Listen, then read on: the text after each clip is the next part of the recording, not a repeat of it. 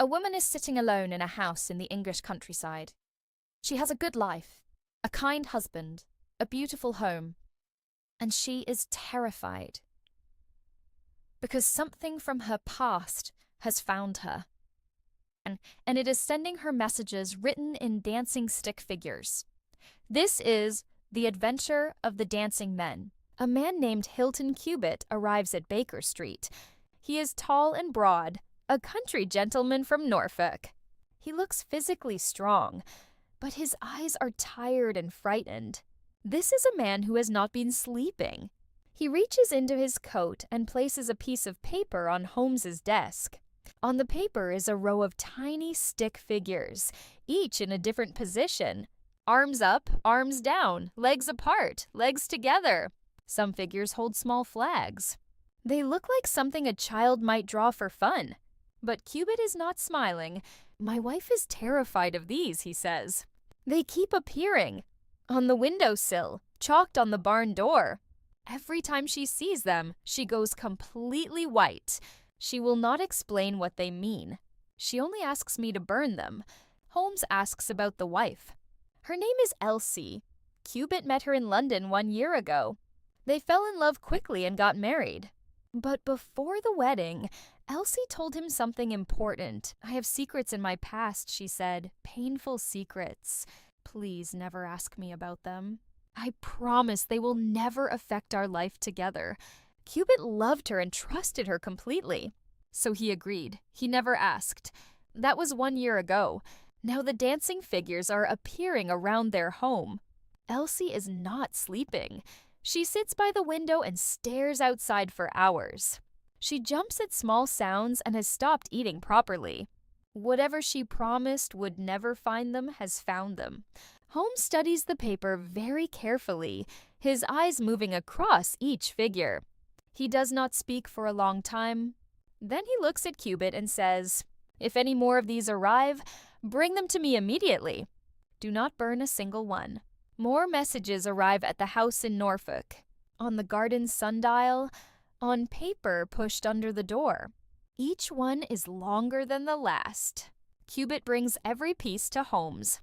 Holmes lays them all out across his desk, side by side.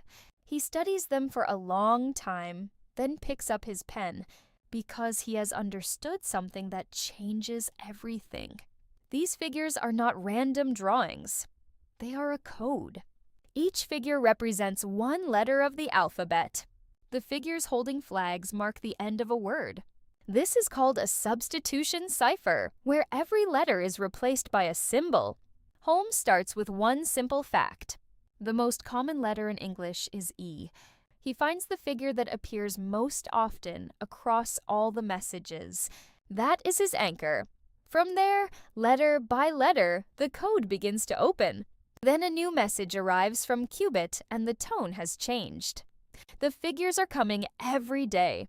Elsie has stopped eating completely. And a stranger has been seen standing in the field near the house at night. Not walking, just standing, watching. Holmes has now decoded one complete message. 2 words, "Come, Elsie." Someone from her past is not asking anymore. He is demanding. And he is using a code that only she was ever supposed to understand. Holmes writes a message back. In Dancing Men, he has learned enough of the code to compose in it himself. The message is a trap, designed to make the stranger believe that Elsie is finally ready to respond, but a letter arrives before the trap can close. Not from Cubitt, from the local police in Norfolk. Holmes reads it standing up. Watson watches his face change. Holmes picks up his coat. "We are going to Norfolk. Right now." The train to Norfolk is completely silent. Holmes sits without speaking, staring out the window. Watson does not ask a single question. He can see from Holmes's face that something has gone badly wrong. They arrive at Ridling Thorpe Manor to find police already at the gate. Inside, Hilton Cubitt is dead, shot through the heart. Elsie is on the floor near the window, a bullet wound to her head. She is still alive, but only just. The local police believe Elsie shot her husband, then shot herself. Holmes says nothing. He walks slowly around the room, looking at things no one else has looked at. He examines the window. He studies the ground outside.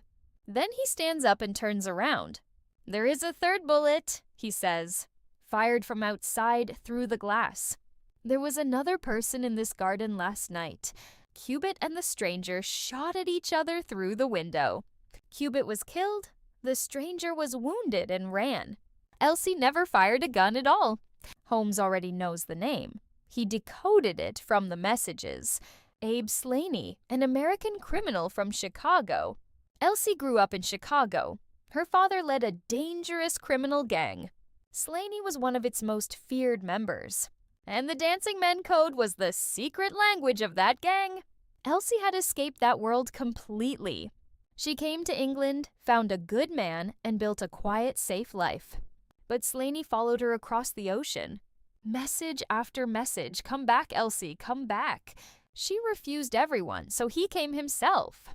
And Cubit, who only wanted to protect his wife, died because of it. Holmes sends one final message in Dancing Men.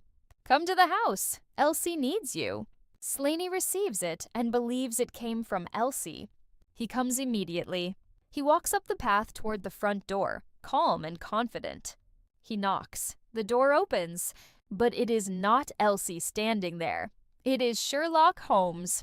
And behind Holmes, 2 police officers. Slaney's face changes slowly. He understands exactly what has happened. Inside, Slaney sits across from Holmes. He is a large and powerful man, but right now he looks defeated. "I never wanted Cubit to die," he says. "I only wanted Elsie to come back." Holmes listens without expression. Then the officers take Slaney away. Elsie recovers slowly in hospital. When she is strong enough to understand what happened, she learns that her husband is dead, that he died trying to protect her from a past she worked so hard to leave. Abe Slaney goes to trial and is found guilty of murder. The Dancing Men Code is never used again. A row of small stick figures on a piece of paper. Simple, almost cheerful looking. But behind them, a woman running from who she used to be. A man who loved her without ever asking why. And a brilliant mind working through the night, turning nonsense into meaning, one letter at a time. I'm Zoey. Thank you so much for watching. See you in the next one.